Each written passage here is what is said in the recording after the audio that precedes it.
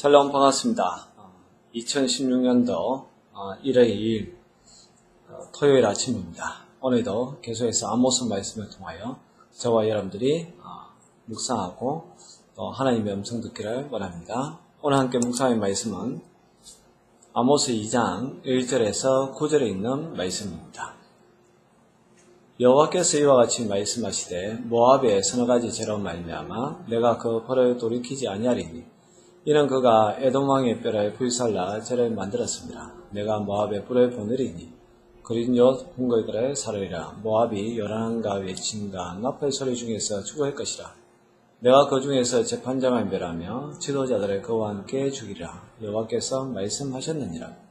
여호와께서 이와 같이 말씀하시되 유다의 서너 가지 죄로 말미암아 내가 그 벌을 돌이키지 아니하리니 이는 그들이 여호와의 율법을 멸시하며 그 율례를 지키지 아니하고 그의 조상들이 따라가던 거짓 것에 미혹되었습니다. 내가 유다의 불을 보내리니 예루살렘의 궁궐들을 사르리라.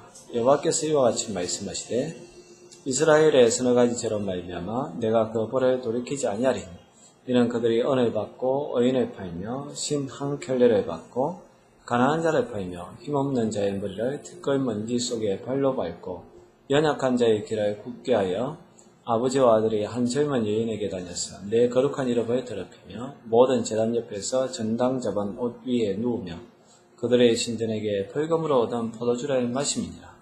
얘가 아무리 사람을 그들 앞에서 멸하였나니 그 키는 백향목 높이와 같고 강하기는 상수리 나무 같으나 내가 그 위의 열매와 그 아래의 뿌리를 진멸하였느니라. 아멘.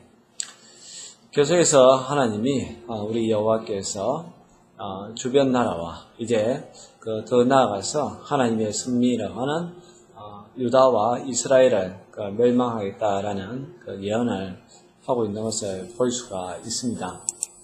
특별히 2장 초반부에서는 모압에 관한 심판하겠다라고 이야기하고 있는데요. 모압의 서너 가지 죄라고 이야기합니다. 모압은 서해의 동쪽에 있는 나라입니다. 모압 족속은 이스라엘 출애굽 당시에 조직된 나라라고 민수기 21장에 나와 있고요. 모압 족속의 신은 그모스 신이었습니다. 그렇게 큰 나라는 아니었지만 이스라엘과 밀접히 관련이 있고 또 언어도 히브리어와 가깝습니다.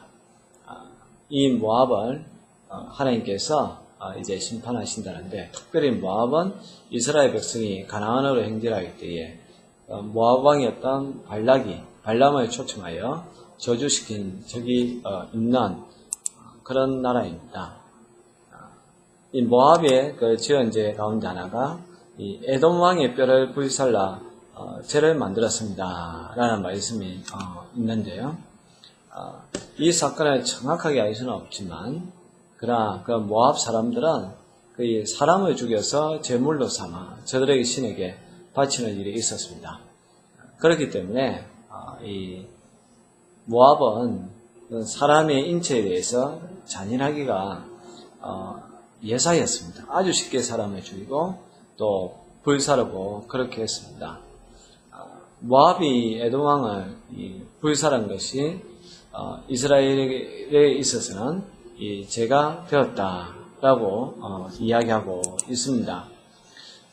결국 하나님이 한 영혼을 천하보다 귀하게 여기는데 이 모압 사람들은 한 영혼을 우습게 여겼다는 것을 알 수가 있습니다. 특별히 인신제사가 유행하였기 때문에 사람을 죽여서 우상 숭배, 그 우상인 자기의 그모스 신에게 제사 지내는 그러한 것들, 그리고 이 모압과 함께 인접해 있는 암몬이라는 나라도 또 그러한 우상 숭배, 특별히 인신 제사에 드리는 그러한 족속이었습니다. 하나님께서 이제 금하시는 건데, 그런데 이게 나중에는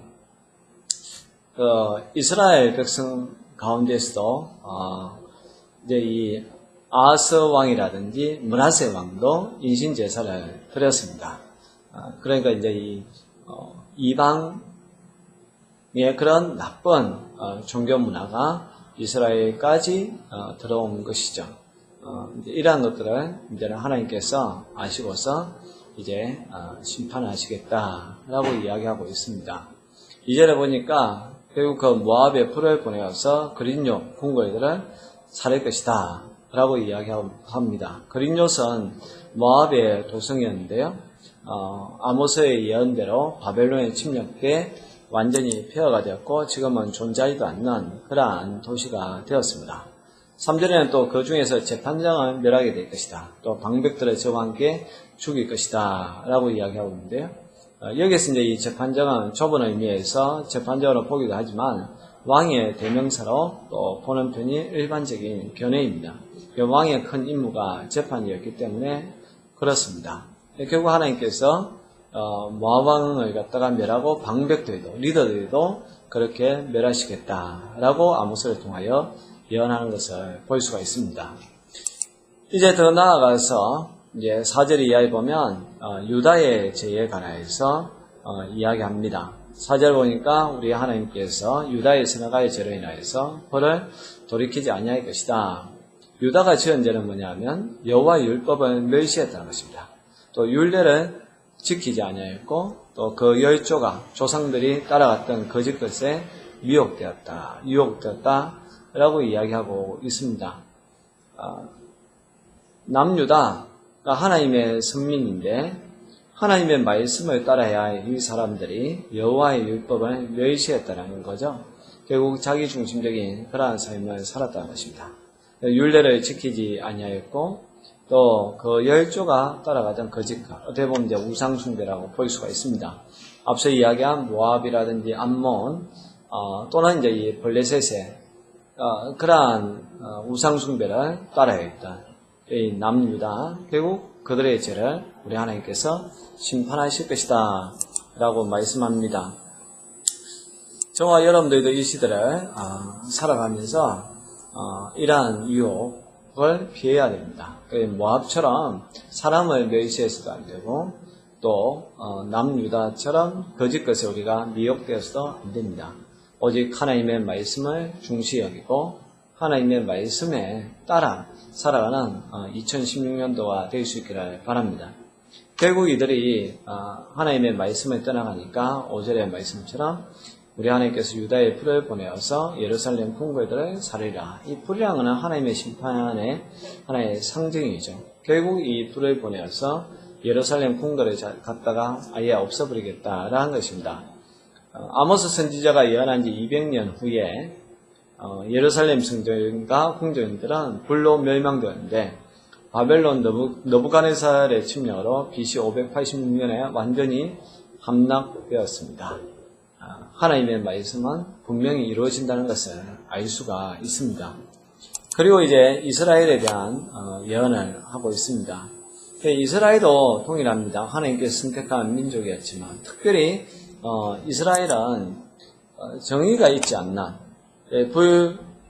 불공평하고 또 부조리하고 불합리한 그 사회를 우리 하나님께서 아시고 심판하시겠다라고 이야기하고 있습니다. 이스라엘은 특히 이제 여로보암 2세가 다스리고 있던 그때에 빈부격차가 상당히 심하였고 또 정의가 사라지고 가진 자는 더 가지려고 했습니다. 가난한 자를 멸시하고 또 힘이 없는 사람들을 갖다가 억압하는 그러한 사건들이 많이 있었습니다. 바로 하나님께서 그러한 것을 보고 이제 이스라엘을 갖다가 멸망시키겠다라고 말씀하고 있습니다. 구체적으로 6절에 보니까 그들이 언을 받고 의인들을 팔고 신앙 켤레를 받고 가난한 자를 팔았다라고 이야기합니다. 그리고 7절에 힘없는 자의 머리를 티끌먼지 속에서 발로 밟고 연약한 자의 길을 굽게 하였다라고 이야기합니다. 그래서 사회적인 이 불공평, 정의가 사라진 것을 볼 수가 있고요. 더 나아가서 아버지와 아들이 한 젊은 여인에게 다니면서 내 거룩한 이름을 더럽혔고 8절에 보니까 모든 제단 옆에서 전당 잡은 올 위에 누우며 그들의 심에 벌금으로 얻은 포도주를 마십니다. 이것은 이제 아버지와 아들이 이제 음란한 행동을 한 것인데 특별히 이것이 어떤 종교적으로 결합했다는 거죠. 다르게 이야기하면 바알과 아세라 신을 섬겼던 것을 이렇게 이야기합니다. 그의 바알과 아세라 신전에 가면 여 사제들이 있는데 결국 그들이 그 제사 드려온 사람들과 한 몸이 되는 그런 의식을 이제 치러온 것이죠. 이것이 아버지와 아들이 동일한 여 사제에게 들어갔던 것을 표현하고 있습니다. 그래서 하나님의 이름을 더럽혔다는 것이죠. 이거는 하나의 그 영적 간음을 이야기합니다. 우리가 하나님을 섬긴다라고 했으면 하나님만 온전히 섬겨야 되는데 또 세상적인 것, 또 다른 것을 섬기는 것, 이것도 똑같은 그러한 행위라는 것입니다. 그래서 하나님께서 이스라엘도 멸망을 시킬 것이다. 벌을 줄 것이다. 라고 했고, 또 실제적으로 또 이제 이스라엘이 아수르에게 멸망당하는 것을 보게 됩니다. 그리고 9절에는 이 아모리 사람, 가나안의 전 주인이었던 아모리 사람도 멸망시킨다. 아모리 사람이 겉으로 봤을 때에 백항목같이 키가 엄청나게 크고 또 강하기는 상수리 나무 같지만, 그러나 우리 하나님께서 심판하시면 그 위의 열매와 그 아래의 뿌리를 진멸한다는 거죠. 마치 골리앗과 같은 그런 존재라 할지라도 하나님이 다윗을 통하여서 골리앗을 멸망시켰던 것처럼 이 세상에 아무리 크고 견고하고 강한 성과 같은 그런 존재라 할지라도, 그런 나라라 할지라도, 그런 사람이라 할지라도 하나님을 떠나면, 하나님을 경외하지 않으면 하나님께서 멸망시킨다라는 사실을 알려주고 있습니다. 우리 2016년도 사랑하는 우리 성도님들은 오직 하나님만 바라보고 또 하나님의 말씀대로 걸어가셔서 심판을 받는 올해가 되는 것이 아니라 축복을 받는 2016년도가 될 수 있기를 간절히 기원합니다. 기도하겠습니다. 하나님 아버지, 하나님께서 모압과 남유다와 이스라엘과 아모리 족속을 족속에게 벌을 내리겠더라고. 결국 그들이 하나님을 떠나서 하나님의 말씀을 멸시하고 무시하였기 때문에 그렇게 심판을 받는 것처럼, 하나님, 우리도 세상 한복판에 살면서 늘 하나님의 말씀에 귀 기울이게 하여 주시고 우리의 시선이 하나님에게 고정되게 하여 주옵소서. 이 땅에도 하나님 아닌 것들이 하나님처럼 행사할 때도 많이 있고 거기에 많이 유혹으로 미혹되는 경우도 있습니다.